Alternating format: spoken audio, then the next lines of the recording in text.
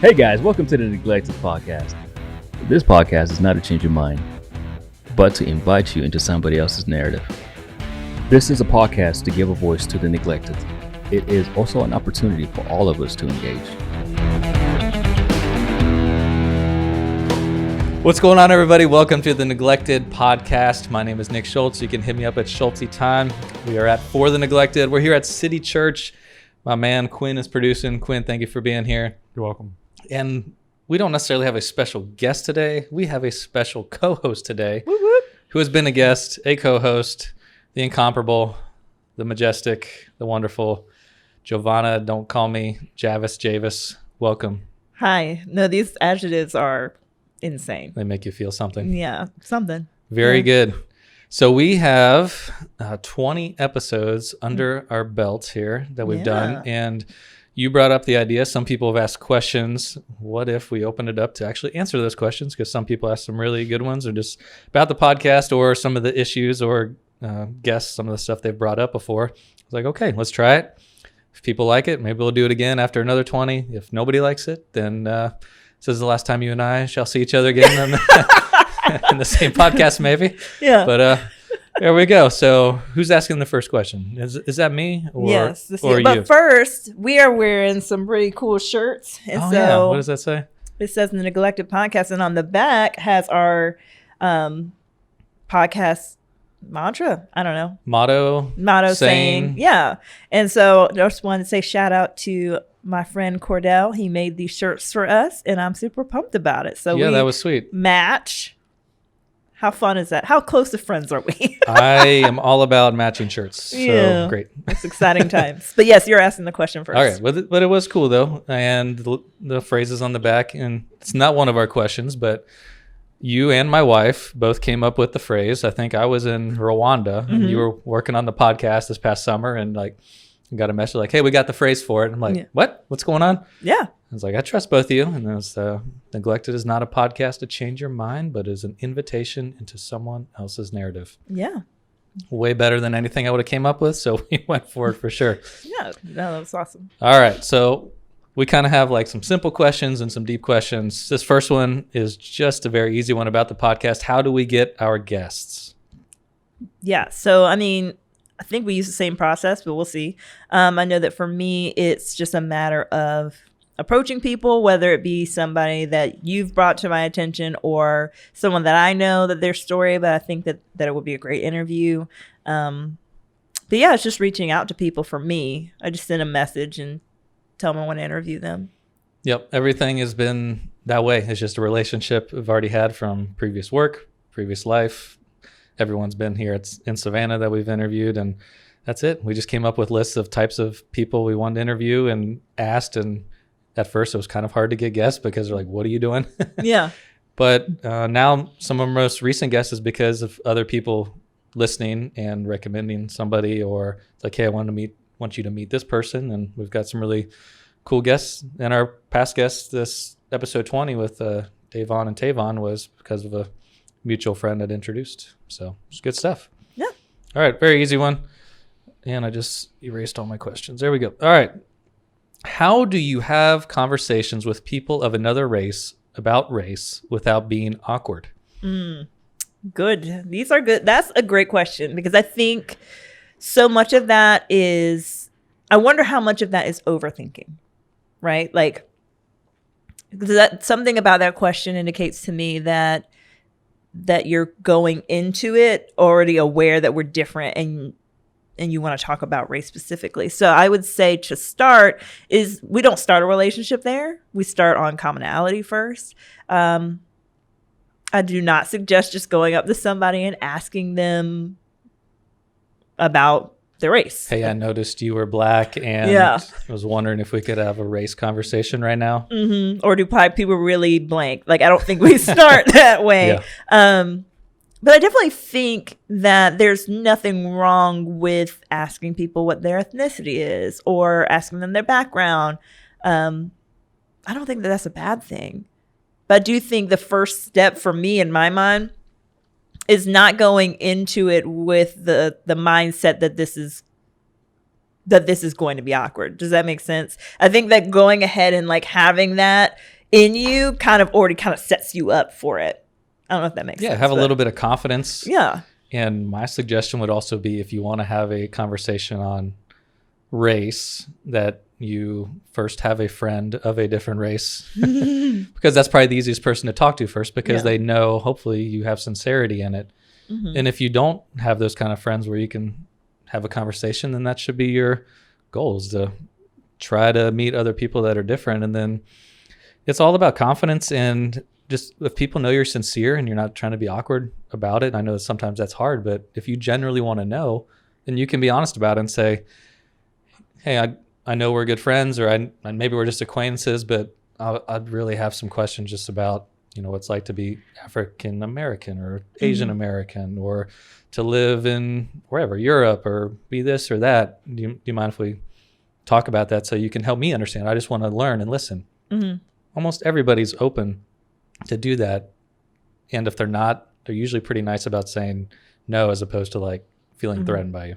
Yeah. And I think that's it too, is be okay with the person saying no, because it's not a rejection of you. That's probably a reflection of where they're at. Like something that I hear on podcasts and have seen floating around on social media is just an understanding that as minorities, sometimes being the one that has to answer the questions all the time can be draining. And so just understanding that if you're asking somebody something and they're like, I don't want to talk about it, that's not necessarily like a slight at you. That could be that they're empty or that they're drained, and maybe that's a topic that's really tender to their heart. So it's not always about us. I think that that's really important to go into conversations, not taking everything as a slight.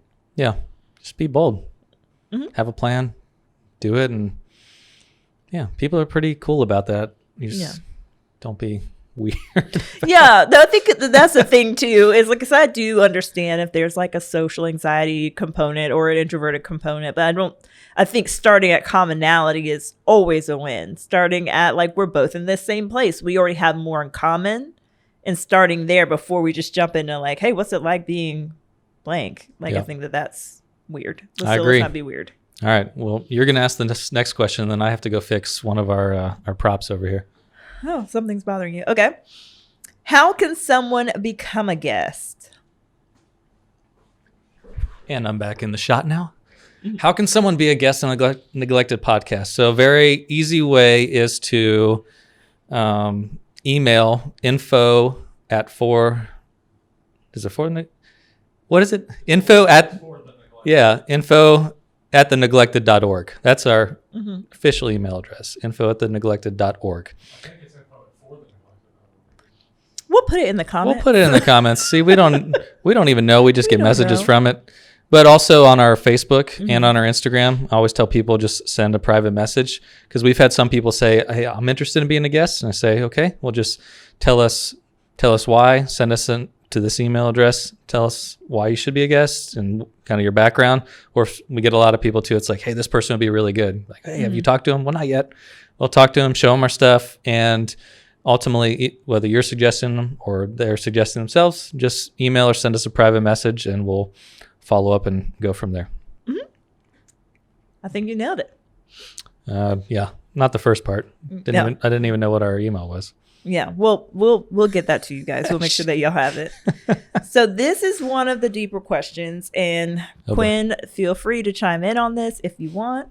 You don't have to. There's never any pressure, but Nick, you definitely have to answer. So, and I'll chime in maybe. So this is a question, and it's a longer one, so I'm going to shorten it a bit.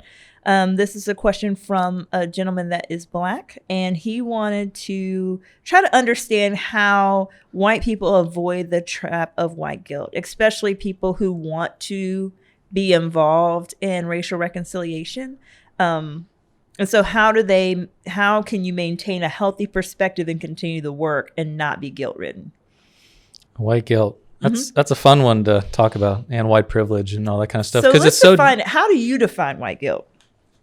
I define white guilt by it sounds pretty lame, but it's a guilt you feel about your skin color based on privileges, whether they're perceived or factual of that you have, or the way other people make you feel because of your skin color. Can be things from, hey, back in the day, from slavery to Native Americans to whatever. Like, white people have always, in this country, they've held other people down, but they've always been able to, rise up and have the best of everything and have the most opportunities, so you can feel guilt from that. But other people can also make you feel guilty about that too. So it can kind of come from both sides. Either way, it's you feeling some sort of guilt because of your skin color. And then there's phrases like white, fragility, where you're very sensitive about your whiteness, where anybody brings up anything about race, or hey, that, there's minorities over here aren't getting the same opportunity. And then, well, that's not really true. I worked hard, and which can be true in all circumstances, but it's a very, sometimes it's looked at as a defensiveness. And then you have, white privilege as well, where, a lot of times either you can recognize that yourself, or it's other people telling you who are minorities, like, hey, there's this privilege you have, whether you see it or not, that we don't have. And it's not just you as a person, it's just people of your skin color and where kind of you come from. And so there's a lot of messiness in that, and it's really hard sometimes to have conversations without getting heated about it, because people associate something. There's something in my mind where it goes to, where usually if you're white, I'm being accused of something. I'm supposed to feel guilt about something. When I don't feel guilt about it, now I'm fragile about it. Yeah. You should see your privilege. If you don't see your privilege, then that's part of the problem. Maybe you're a little bit racist. So that's like, when you throw those words around, a lot of times just the word itself means something different to other people, but it doesn't enhance conversation. Yeah. So people get stuck on words. So my thing is always, and we do this when we do racial reconciliation groups, is like, these words might be used, but don't get so caught up in your personal definition of how it makes you feel. Let's talk through, okay, what is it like for you? If I want to get to know you as a Black woman, tell me what you're like what we're doing on the podcast. Just interview somebody and find out what their life has been like and how they feel, and some things they've gone through, and what it's like to be in their shoes. Until I do that, I don't understand. But you also don't speak for every single Black person as well. So there's, a filter there, but you do speak on a lot of stuff, and I need to take that into account and filter that also with, where am I actually in all of this? How do I feel about it? And I think that's the hard part too, for white people specifically, is that I'm going to get trapped, or I'm being in this conversation, or I feel like I'm being used because somebody wants to blame me for something and it wasn't my fault. Or if anybody says the word racist, like, everybody runs for the hills. Yeah. It's like, I don't want to enter that at all. And nor do I want to be accused of that word. That is the worst thing you can say about me, because I'm not a racist. So it's very complicated, but it just starts with simple conversations. And then I think the way it works is that when you have more and more of those conversations, it becomes a lot easier. And then those words become different things, as opposed to like what somebody in the news or what you read on social media tells you that word means. Like, you can actually have conversations through them without getting all ticked off about it. Yeah. No, I like what you're saying, because I think in answering that question, what I'm hearing is that it's really important to not get bogged down. So the way you overcome white guilt, if that's what you're experiencing, is to not get bogged down on the emotions of it, to not get caught up in what words mean, and to process those things and actually listen to somebody.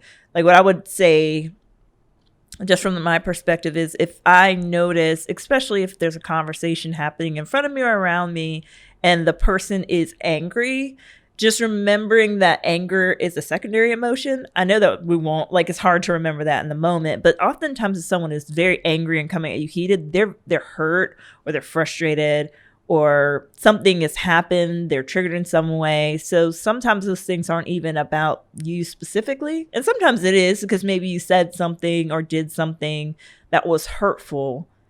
But really, I like the thought of slow down Like if you're like, let's not get stuck there. And I think that that's like a lot of like what that question was centered around is like, how do white people that do want to be engaged and they do want to be engaged in the conversation and they do want to help and walk alongside, how do they not get stuck in all of this coming at them? Because it seems like, I don't know if this is true or not, but it does seem like that's the topic more now, is that there's a lot of people who are angry and they're bringing up history, and feel like we're very tender and aware of what's going on right now.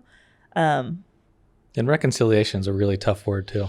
Mm-hmm. All the words are tough because they mean different things to different people. Yeah. So when you have conversations, sometimes you're also going about it, hearing a word, and then you both have different definitions of what that word means. So you're not working towards something together in the conversation. You're fighting to protect the definition of that word for you. And the other person's trying to protect the definition of that word for them of what, racism means. Mm-hmm. And that can mean a whole bunch of different things to different people. It really can. Yeah. So when you say it and it triggers people, all of a sudden they don't want to talk about it because they don't see the conversation going anywhere besides escalating quickly. And I don't want to be part of that, especially if you're white. That's a no-win situation. Why would I want to, if a black person throws the word racist in the conversation and I'm here, like, if I say anything that's defensive of myself, then I feel wrong or I feel angry, or it's not going to go anywhere.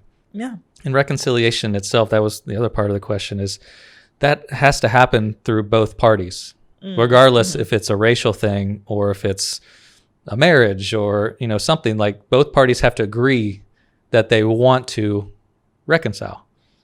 I can't go chasing down you and saying, hey, we want to have racial reconciliation, and you not be interested in it. Mm-hmm. Just like, black people can't do it on their own too. And that's the hard thing. It's like, white people have to be engaged. Multiple races and ethnicities have to be engaged for people to get along and feel loved and heard and cared about. Mm-hmm. And if one side doesn't want to do it, or one person doesn't want to do it in that relationship, then it doesn't work. Yeah. And I think we've learned that the hard way in, our country and people have in relationships. It's, you can't make the other person want to do it. So then it kind of goes back to the previous question too, with, how do you talk to somebody? Part of you talking to somebody that's different than you, especially when it's a skin color thing or ethnicity thing, you are doing a little bit of reconciliation work. It might not be for the broader scope of your group you identify with, but you're doing it for yourself. Mm-hmm. Like, and you might be helping someone else out too that ends up helping out other people. And I think that's what we found out when we do it in a group. Like, people have a hard time doing it themselves, but if you can come together and do it in a safe environment in a group of people, then people do want to have those conversations. Yeah. No, self-awareness is key, my friends. And so, like, just like what you were saying before we go to the next question, I think is so much of that is being aware of yourself. If you're finding that you're really struggling with talking to someone that's different than you, then asking yourself, what's that about? Like, not in a judgmental way, but what is that about? Like, what am I worried is going to happen? I think 9 times out of 10, we worry so much about, like, what if I say the wrong thing or do the wrong thing? But I think that if that's the case, then we have to work on letting that go. The same thing with white guilt. If you find that that's crippling you, or you're not able to move forward in what whatever. If you're seeing a lot of posts and you feel yourself shutting down, asking yourself, what's this about? Like, do I feel like they're attacking me? Do I feel like I did something wrong? Do I feel uncertain? I think just being self-aware when it comes to that kind of stuff, because I think oftentimes it doesn't have anything to do with us and we think it does, but it doesn't. Yeah, the most powerful thing about this podcast for me is being able to actually step out of my comfort zone and try to find guests and interviews and conversations with people that are different than me that I don't understand. And, even for me, even though we're doing this podcast and everyone's like, oh, you must be good with everybody, there's still groups of people and different types of people that I don't regularly have in my life. And it's teaching me to, instead of think certain things about them or, just have somebody else's opinion about them linger in my head, like, go be proactive and find somebody. Whether I need to do that through a mutual contact or somebody else. And it's not like a weird thing where it's like, hey, you're this kind of person and I need to talk to you because I need to meet my quota for different kind of people. But if you don't say it or you don't write it down or you don't be proactive about it, then you just, over time, you just linger things from your past of how you feel about people. Or and when you get older, you don't change very much. You know what I mean? So if you don't try, then it's not going to happen. I think that's a huge problem in our society is that people don't try, and our effort is stuck to our phones, and that's where we get our information as opposed to face-to-face kind of stuff. So that's the challenge here is like challenge yourself to find people that are different and be face-to-face with them in a safe, comfortable environment. But it's hard. It's not easy. But there's so much reward in that. And so tremendous. I have learned so much just from doing this podcast in the past, we've only been doing like 6 months or something like that. And it's amazing what's happened.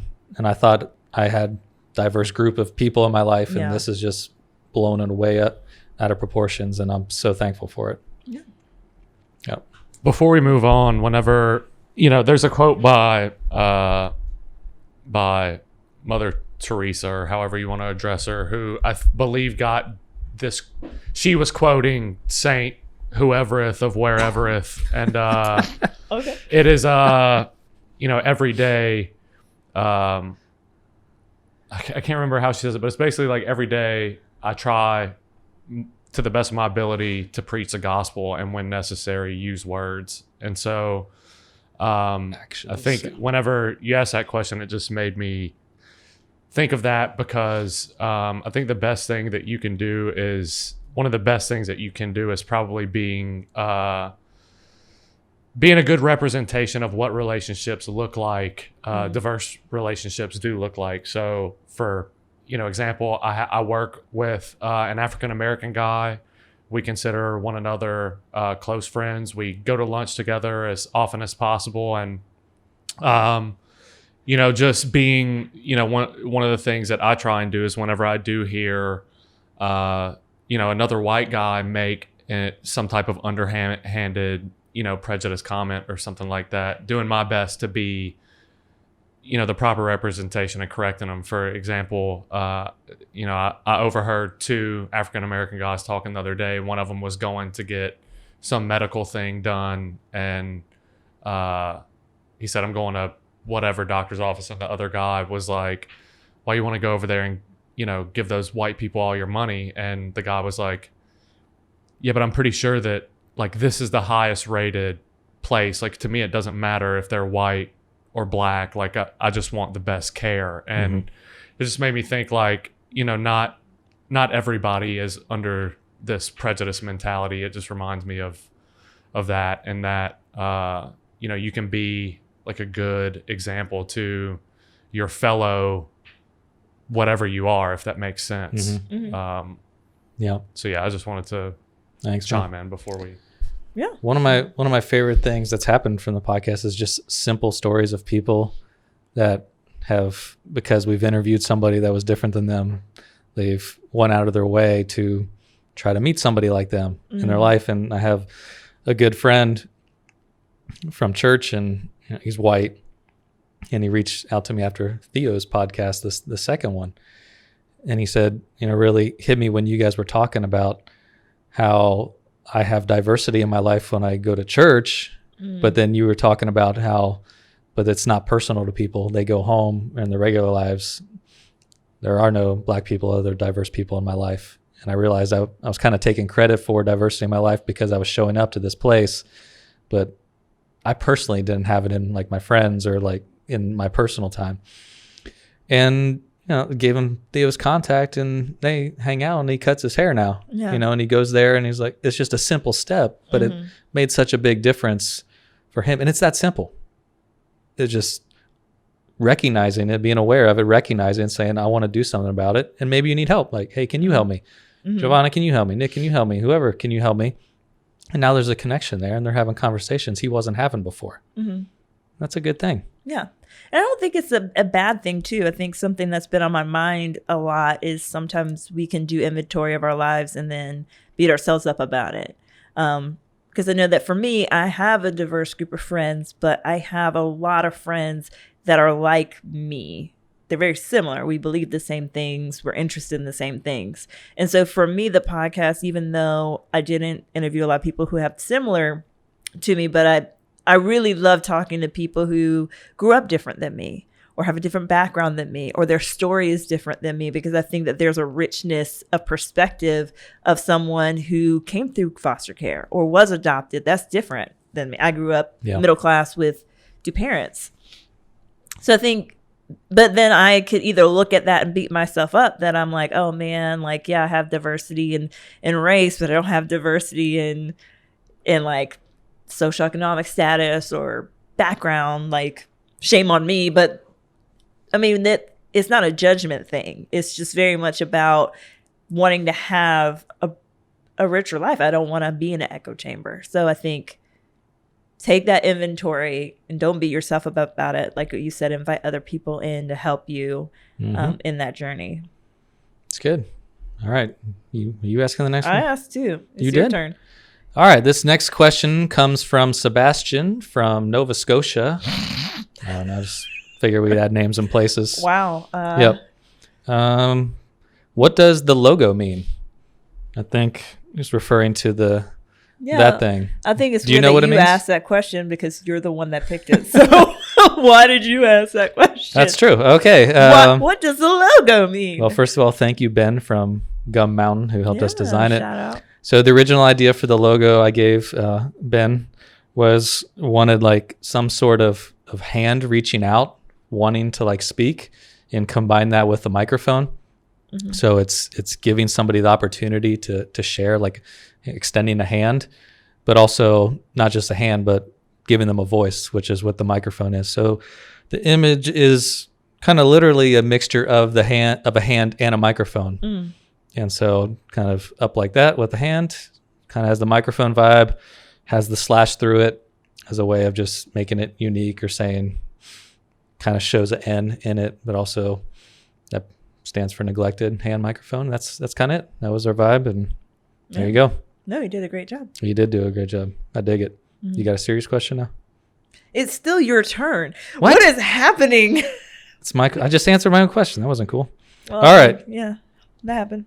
You have had a few guests that have been in the foster care system, and it is hard to imagine what that would feel like. You were just mentioning that.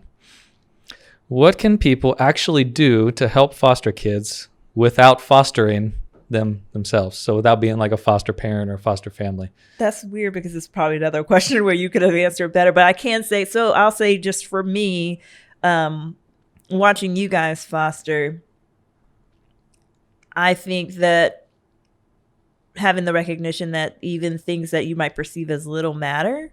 Mm-hmm. So bringing a meal, I think we've talked about this before, bringing a meal, there's a process to become like a babysitter, but you can babysit the biological children. But stepping into the gaps, and I think asking how you can, because I know that for me right now, I'm not in the life position to foster, but I know that I can send meals. Uber Eats is great. So I can do that now, actually. Just discovered that. Uber, yeah. Sending meals, helping with homework. Heck yeah. With laundry. Because I think that from the outside, it can look like, wow, look at these saints that are just rocking it out. But keeping in mind that there's a lot of shifting going on within that family, even if that family doesn't have children already or whatever. That means it's still a big shift to have a new child or children in your home. And so if you're in that periph giving, the other way is we have Whitney Gilliard. Is that our last name? Mm-hmm. There's different organizations like that you can donate to. So I think if you want to, I'd always suggest like the hands-on for sure. Yeah. And so if you have somebody in your church or at your work or whatever that's fostering, asking them what you can do to help. And key tip, something that I just figured out with asking people what I can do, is giving them 3 to 4 things that you can actually do. As an example, like, is there anything I can do for you? And then you could even I put in parentheses because I'm weird, but I'll put in parentheses, do you need food? Do you need help with laundry, homework? Because if you end up saying like, oh, is there anything you need? And they're like, can you watch my kids? And you're like, ooh, I don't do that. Like, then you're stuck. So I think that it's cool. And then also it's overwhelming to say, what do you need, and leave it blank. Yeah. So I think that it is cool to just, that's what I've started doing, is telling people like, is there anything I can do? Such as. For example. Yeah. Yes. So as a foster parent and a foster family, there's crazy stats. It's over 50% of people that have after their first foster care placement, they quit if they don't have a support system around them. And when they do, it's like 90% stay in it and do it again. Yeah. It's incredibly draining, regardless if you have your own kids, whether you don't have your own kids, because of the emotional toll, all the physical things you have to do that you didn't realize you had to do. And it wears you out. And we've said it before, empathy requires proximity. There's so many people that don't know a foster kid. They don't know what the system's like. And you can't put it all over social media, because you can't like say, hey, here's my foster kid, and this is what our life is like. But if you get around them, like, it's the ultimate form of neglect. It's if we're not taking care of kids that don't have parents in our community, then are we truly loving each other and the people that need it the most? And that everybody can do something. So you don't have to foster, but yeah, the biggest heroes in our lives were the people that made us meals, did laundry with my wife, and just got around it. Because once you get exposed to it, then you start seeing things, and you want to do more. If you're not around somebody that's African American, then you don't see things, or you don't hear their stories. If you're never around a foster kid, or you understand that, then you don't know what's going on. But when you are around it, and this is why I don't doubt that some people don't want to be around it, because then you might have to do something about it. Yeah. And I think that's a lot of times why we hide in the church, or we hide in our homes, or we hide behind our phone. Because if we really knew what was going on out there in some of these kids' lives, and how there's just in this county alone in Chatham, I know there's less than 40 available homes right now for over probably 200, 300 kids. So a lot of them are getting sent off to Atlanta or other counties because we can't take care of them here. There's not enough space for them. Like, that's crazy trauma and disruption for a kid that's already been taken away from their biological parents. But if you are near that messes you up. You got to do something about it. Yeah. So I think, whether it's foster care, it's racial reconciliation, or it's just people that you have stereotypes about, you have to get near it. You have to find some way to make it personal. Like, you need a name. Yeah. There's got to be somebody attached to it, where you're going out of your way to try to understand it. And it's messy and uncomfortable, but if like you said, if you want a fuller, richer life, and you want to be able to love people and be someone that's bringing people together, as opposed to just being another divisive, just identify with this group and don't really care what they think or what they're going through, then, that's fine too. But if you really want to be someone that can help make change, you got to get in there. And the best way is just find a foster family. If you don't know one, I'll point you to one, and just get in their lives and help a little bit. Yeah. So. Yeah. Don't get overwhelmed. I think I have made huge steps in that direction of, like, you don't have to do it all. Like, meet yourself small. where you are. Yeah, no, because actually it's not that small. Do you know what I mean? Oh, no, it's because not I small. think that, like, from my perspective, it can be like, well, I mean, here they are, they're fostering kids, and all I can offer them is that I'll help you fold your laundry, or I'm going to commit to calling and checking in. But that means so much. Because I can even say, like, that I've never fostered, but, like, in the harder periods of my life, that small thing that someone thought was not important meant the most. Someone offering to come paint my nails, or I'm going to come sit with you as you're dealing with a parent in the hospital, or this thing that's happening in your life. Those things that we perceive as small, they're big. Does that make sense? So I think that it is easy to hear like the stat that you're saying and just, I feel like my throat is closing because I just am so overwhelmed by it. But sorry. No, I'm going to faint. But I think just do what you can. Let's not shut down, because I wonder how much of that is a shutting down. Like when those statistics are thrown on either social media or said, if there's that thing that like, it's like, oh, I can't, there's no way, I don't have the home that can house and I don't have the money. I think when we had Whitney on, when she was talking about her business, there's things that they're doing that I've never even thought of doing, like gift cards for older kids and ways that places are engaging. So you can engage just meeting yourself where you are, and let's not get super overwhelmed. Yeah. Well, when you say simple too, I just take it back even to the race thing. Our family went down to the MLK Day parade with you. And for us, that wasn't a big deal. We're just like, oh, this is cool. We're going down to the parade and we want to be down there. But you were like, that was so cool that your family was down there and would be willing to come to something like that. I'm just like, what? To me, I was like, yeah, that's a no brainer. But it was a simple thing that showed you love as a person for your, your skin color, your culture. And like, it was a big deal that, your white friends, a family with their kids would come down there, and it wasn't something hard for us, but it was a small thing that was a really big deal, and it was definitely mutually beneficial because we loved it. But it's just those type of things. It's like find events or find people or find something. Like there's things you can do that are easy and go with somebody to something. Yeah. Sidebar, like everybody loves your children.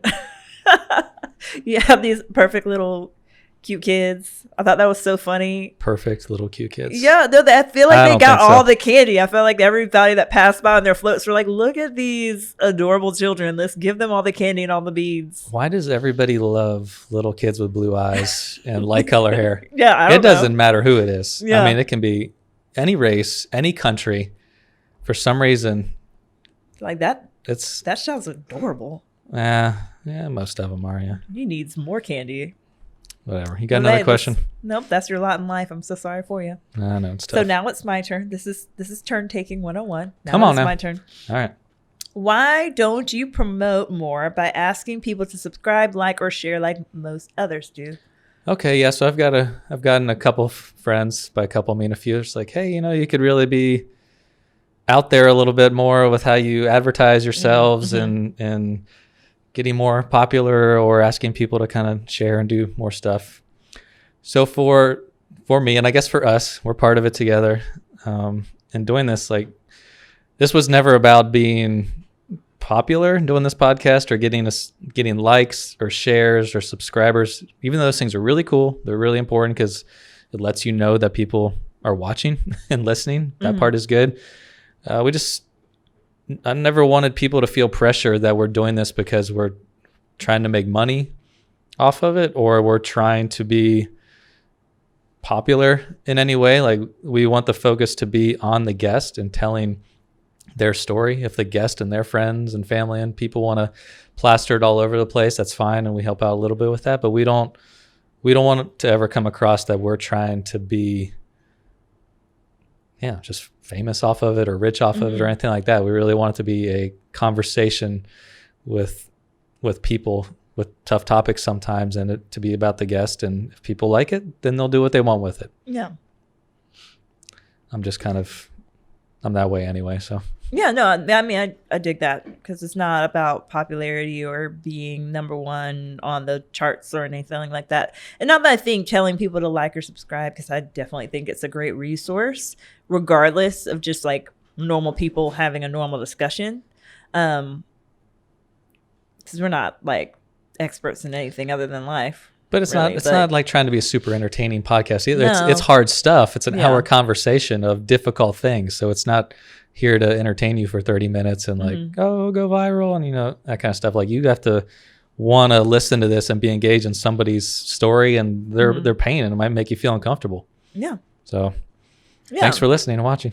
But no, definitely I think that is a good mindset to like keep focused on the actual task at hand. It's about giving people a voice and a platform to share. You know it. All right, what you got? What type of guests do you want to have on the podcast that you haven't had already? And is there any type of guest you would have on the show? We would almost have any type of guest Yeah. on the show. I mean, we definitely try to have some diversity, and that can look like a lot of different things: racial diversity, cultural diversity, ethnic diversity, sexual orientation, socioeconomic, and just also just people that have gone through severe pain and trauma too. So whether we've done a lot with, foster care, the fatherlessness, we've had, Lyle a couple weeks ago too, was just losing family members and how to deal with that. Cause like myself, I haven't dealt with that kind of trauma, but that provides a voice for people who have, but also provides an opportunity for someone like me to listen who hasn't gone through things. So we're really willing to go to both ends of stuff. So, anybody that's had a difficult time with anything, and just different points of view too. I mean, I would have, somebody who is a white supremacist on here because I'd want to know their background and want to know like what their life has been like. But I'd want to know someone who has been, mistreated because of race. I would want both sides of that. And it's not because trying to glorify somebody's actions and give them a platform to speak to promote any kind of politics or opinions, but we really want to know like who you are as a person and understand like what you've been through. That's kind of the core of it. And really the stories are endless because everybody has a story. Yeah. Is there any type of guest that you really, really want to have on, like that's on your list right My now? list, I would love to get love to start having some guests with just different disabilities, guests that are refugees, which we might have one coming up that we share pretty soon, that have come from other countries and very stressful situations, people that have battled diseases or cancer or fought off death, homeless, and just people that are even at extreme ends of society, or what we would think are extreme because of their viewpoints on stuff that, whoa, that's kind of crazy. Like, in different religions too. I would love to get people who are, whether they're atheist to Muslim to Jewish to Islam, all of it, Hindu. Yeah. No, I think that's great because I think that this is a great opportunity to model as well. I actually so before we do our interviews, we have like a pre-phone call, or I have a pre-phone call. I'm not going to think that you do the things the same way I do. So we're not the same person. But I have like pre-phone calls where I'll talk to the person just so they can be more comfortable with like me. But what was great is I was having a conversation and I was asking prior to interviews about like, hey, is there anything that you want me to avoid? And what I loved is that the person's response was, I can't think of anything, but you know what I think would be great is if you did ask something I was uncomfortable with, how awesome would it be for me to say no? And for people to know that that's okay. And I was like, you know what? I love that. I love that, just the thought of me asking a question. And if it hits too close and you saying, I don't feel comfortable answering that, and being able to navigate that, because I think of that too as a tool for people. My hope is like just what you were saying of if people have experienced suicide, if they've experienced illness or terminal illness or anything, for them to have words to put around it, but also for people who feel a little hesitant because it is hard to talk to somebody that grew up completely different than you, because you don't want to belittle or you don't want to say the wrong thing. But I think it's great and a great opportunity to be able to watch somebody talk to somebody and it's like, oh, okay, like asking questions, listening, because that's what it's about too. Like as a counselor, I really had to learn how to not fix, because sometimes it's about sitting in the pain.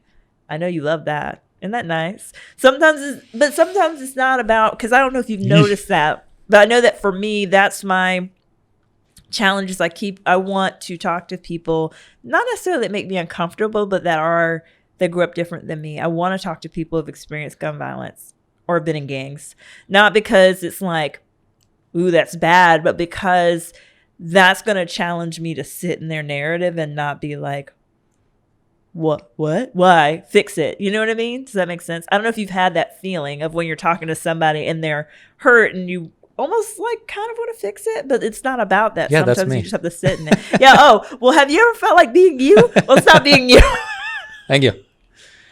You like to sit in people's pain, and I like to hear it and then figure out how I can Also, how's help that it. been for you? help it. Sitting This in it. podcast has been very good to sit here, ask questions, and listen to other people. You've grown so much. I don't know. Maybe. Yeah, it's not an easy thing to do. Mhm. It's not, especially for me. I'll be honest with you. So this is stretching me a lot because I do have pre-conversations sometimes as well if I don't know the guest. So I try to do my homework a little bit, which actually leads to one of our last questions, and I'll just ask it now because it's definitely your turn. yeah. How do you know the guests are telling the truth, and what if you think that they aren't? I guess what if you think they aren't pre-interview, or maybe even if you felt that way while they're talking, which I'm not saying either one of us had, but I know that's something people have brought up before. It's like, how do you know? And my question to you is it important to know? You don't know, right? I don't want to get too overly philosophical, Then please don't. but perspective is everything. So I try to trust my intuition, right? But like at the end of the day, if something doesn't feel true, does it not feel true to me because I know them and I know that they're telling a falsehood? Or does it not feel true? Like, I'm not the judge of that. And so it's not that it doesn't matter, because I do think like we don't want anybody on here that's telling like huge erosion, like erroneous. Why did I almost say, what word did I almost say? Erroneous lies. Sorry to shut myself up because I lost. Yeah, I understand what I you're forget how to saying. speak. But I mean, at the same time, like I'm not here for that. I guess that's my mentality, is I'm not here for that. If you were going to use this opportunity to share your story and lie, then I'm going to have to protect myself for sure. If it's like one of those situations that's where it's bad. But if you're going to twist the truth, maybe that's how you perceive it. Possibly. The easy answer is that we ask because we want to know a little bit what we're going to talk about, talk a little bit beforehand, or there's a third party who can verify or introduce them to us. But ultimately we're not here to fact check everything, because we have a version of our life and our story. And really what we're trying to do too is not get people's opinions about everything, but more just share like what you've gone through, if that makes sense. So it's like, we don't know what you've gone through when you grew up, but we want to know. Yeah. But if that's how you perceived it. If that's how you perceive it, or it didn't go down exactly that way, it probably did with someone else. So you're okay for listening to it anyway, because somebody's went through something like that. And for the most part, I think people have been telling the truth, and I trust them enough that most of the things we've heard have been true. And we did have one instance where somebody reached out to us and said, hey, if you knew this about this guest that you just interviewed, could tell you all about it. And I was like, we're not here to bash the guest. It's hard enough to come on here and share personal things about them.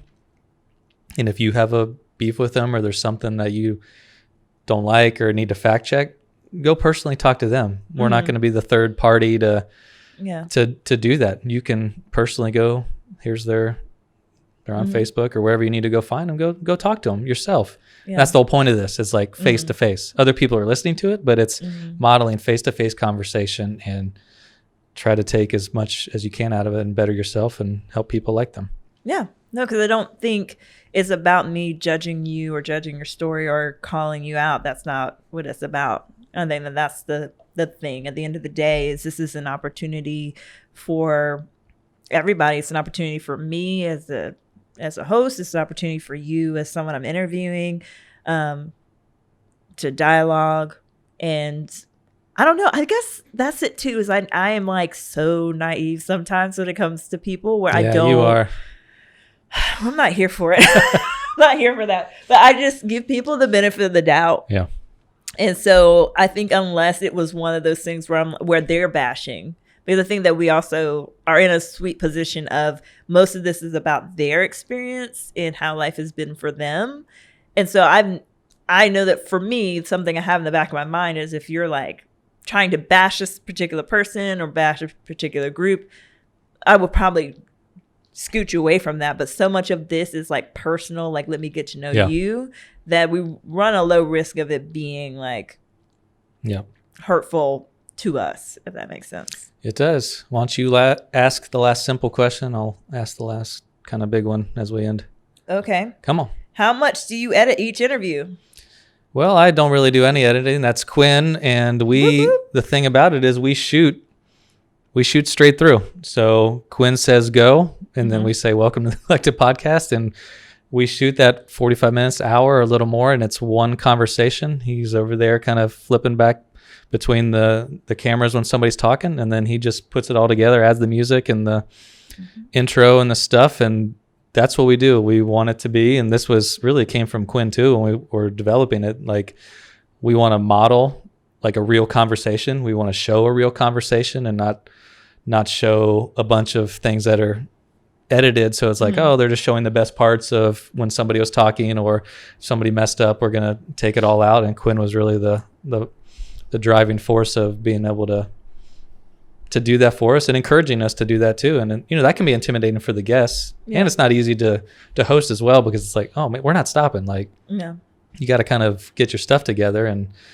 But I think that's the best thing we could do, is if we want people to have real conversations with other people, we have to model it here. And I don't ever set up a meeting with someone for 15 minutes. Like, when I meet with somebody, whether it's work related or it's talking about foster care or it's talking about race or about our kids' soccer, or we're just meeting someone in general, we always meet for an hour. Like, let's go have lunch, or I'm setting aside at least an hour to talk with somebody about something. Yeah. And so to sit down and just showcase something for 15 minutes of highlights, or just do even a 30 minute conversation, that's not like real life of me ever getting to know somebody. It never happens that way. I mean, if it's for business, maybe, and just trying to get something done. But if it's finding out about your life, like, it takes an hour. Yeah. And so that's kind of why we do what we do. So for a little behind the scenes, hope that was all true. And maybe I guess maybe me and you are the only ones that actually know this, but the only episode that, besides the one that you're referring to, that has edits in it, is actually mine. So there was a couple stories that I told that no one will ever hear about. One about someone who had passed away that I was close friends with, and one about the method in which I obtained a drug dealer. Both of those stories are the only thing that's ever gotten cut out of the stuff. So, and you had the right to do that, because you were the well, one of them was I didn't want to bring up the person had recently died. That makes sense. And the other story actually was the third party in the story was that person as well. So well, and that makes sense, and you had the right to do it, and we appreciate so you shared a lot of stuff, so it's all good. But I mean, we try to just go straight through, be real, right? Keep it real. 100%. Thanks. Would you please give me some? I don't know what you want from me. I don't know. Just agree. Yes. All right, last question, and then we're wrapping it up. Wow. Thanks, Quinn, for all that you do. It's amazing. Yeah, if Quinn wasn't... Why'd you speak over me when I was trying to thank this man? Oh, boy. Let's continue. Why don't you go sit in it over there while I fix some stuff? Stewing my feelings. But, I would say, thanks to y'all as well. I mean, for me, this is a dream come true. Like, this is what I want to be doing. And I was heavily selective about, who I wanted in this studio and everything. So I would say thank y'all for the consistency. And, I mean, if it was a situation where you guys weren't willing to show up, or, came an hour late or canceled all the time, this thing would be a nightmare, really, for me. And so thank y'all for being consistent and hurt and all our that. feelings. I know. I feel very uncomfortable right now. We're gonna group hug after. I think Quinn and I have only hugged once. Oh, y'all should Maybe hug once. again. I don't even know. Have we? I don't like to be touched, really. We have that in common. So Yeah. we'll just do the elbows and hit it on the way out, and I'll We're gonna shed hit it. elbows I'll on shed the way a out. shed a tear. But no, we appreciate you, man. Like this No. wouldn't happen if you weren't here and doing it and being willing to do it. It just wouldn't. So thank you. Jovanna will cry as well a little later. Last question. Let's wrap it up here because people got things to do, right? Yeah. All right, let's see here. Watching some of your episodes, I can see the impact of listening to someone else's story, but it isn't easy for me to approach people that are different than me. Kind of going back to the first question a little bit. But if I want to try to do that, what advice do you have? So, we always end our interviews saying what is one practical thing that somebody can do to make a difference, and same kind of thing here. Yeah. For this, what is something, one practical thing, somebody listening who wants to engage people that are different than them, and either listen to them fully or just mutually share their life. What can they do? Yeah. So questions like these are always hard because I have the question of are you introverted? Are you overthinking? And so I think the first thing I would suggest if someone was sitting across from me and they brought this up of, I want to, but I'm afraid, I would ask, really, what are you afraid of? Are you afraid of failure? Are you afraid of, because I think that there's so much mind blockage. So I think first step is get out of your head. I think the second thing, something cool that was brought up to me, is we went to an event at the park. There was a march, and I had some friends with me that are introverted, and they came up to me and they're like, I want to meet that person. I want to go meet that person right there. And I said, okay, come on. And so what I thought was funny after, because they brought it up again, is, that they're afraid to do things by themselves, but they will do it with someone else.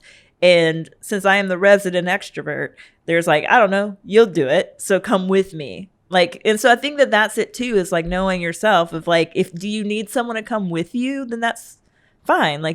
If that's the issue. But I do think that some of it is being in your head. I know that for me, I'm in my head a lot, so I get it.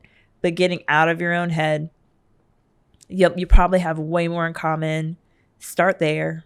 Start with the commonalities, but just start the conversation. Start somewhere. Yeah, and I'll go to even the first part of that once it gets to that point, which is have a goal. If you don't have a goal, you don't write it down. It doesn't matter whether you want a goal at work to make more money, you want an exercise goal to be in better shape. You actually have to have a goal for things to happen. And when you say stay out of your head, well, if the goal is just in your head, and you only think, oh, it'd be cool to help, foster a kid, or it'd be really nice if I was able to talk, to a couple Black people and have them as friends. Okay, that's cool. But you have to have a goal. And then when you have a goal, you have to have action steps to do it, and then track it. If you're meeting it or not, and write it down. And I don't think that's a bad thing to do with people or diversity. No. And it might sound weird. You're not trying to meet a quota necessarily with certain people, but if you do an inventory like you talk about with your life, and it's man, I haven't had one conversation over 5 minutes that was meaningful with someone that wasn't white. Okay, then write that down. Say, I'm going to have a goal, and what are some action steps to do that? I've told some people, if you really don't have a lot of diversity in your life at all, when you just simply go to the grocery store, if there's the people at the register at the Kroger's or whatever Walmart supermarket, and you just always go to kind of the self-checkout, or you go to one where there's a white person there, subconsciously or consciously, just make even small steps where you go to the one where it's someone who isn't white. Yeah. Just to get used to have interaction with them. That might sound really weird to some people, but some people just need to do that. Yeah. Where it's in your regular daily life, when you have simple, small opportunities to even say hi or how are you doing to someone that is different than you, to do that. And then that becomes, when you go to the park, now instead of staring at your phone and you see somebody over there, you have a little bit more confidence to say, hey, how are you doing? What's going on? Yeah. Oh, well, this happened.